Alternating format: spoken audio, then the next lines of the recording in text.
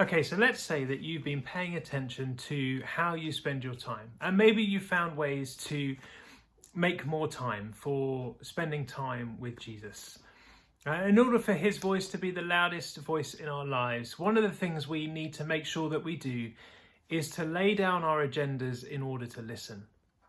You see, when we come to a time of prayer with God, it's quite often for many of us that we come to God with our list of things that we want to pray for, people we want to pray for, situations we want to pray for, and we'll reel that list off to God. Now, for some people, that may be praying through a certain number of things every day or a certain group of people each time. Maybe you have a routine of people and things and events that you pray for. Maybe you're a little bit more ad hoc than that, and you kind of think through each day, oh, I'd like to pray for this. Or as things come to your mind, maybe you pray for them when you sit down to have that quality time with Jesus. But there are times, I think, that when we want to hear the voice of Jesus, that we need to lay those lists down for a minute. Not saying that they're not important, not saying that we shouldn't present our requests to God, because the Bible encourages us to do so. But that at times we need to lay down that list in order to hear what Jesus might want to say to us. We need to recognize that it's not a one-way thing when we gather in prayer or when we come to God in prayer, but it's a relationship between us and him.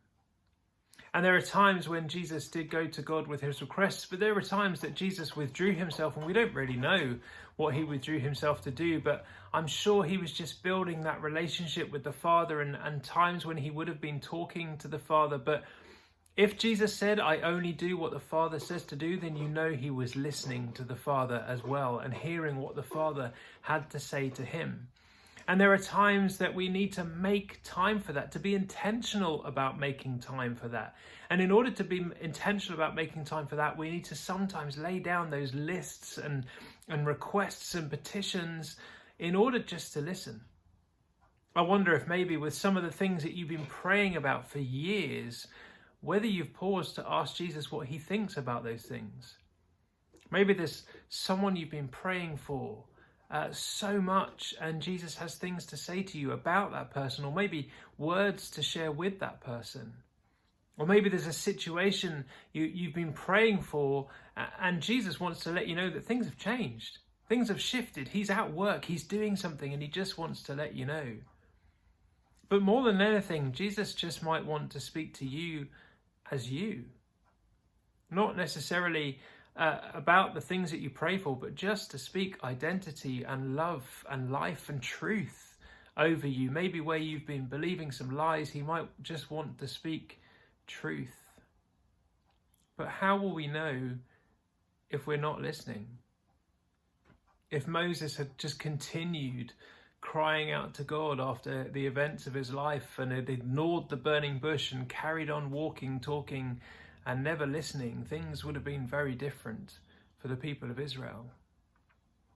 I think God is always wanting our attention. And yes, he wants us to live a life where we're praying without ceasing, that we're presenting all our requests to God, that we're making our supplications known to him. But also, he wants relationship, and he wants to talk to us.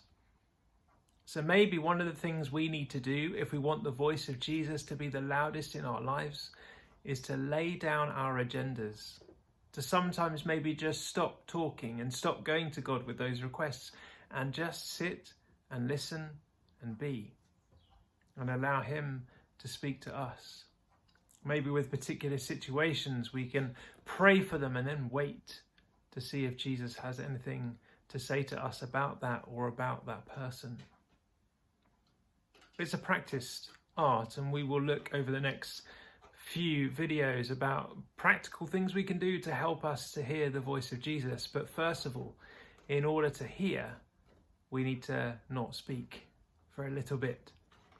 So maybe the next time you sit down with quality time with Jesus, you can lay aside that to-do list, lay aside that list of requests and prayers and petitions, and just listen and see what he might have to say to you.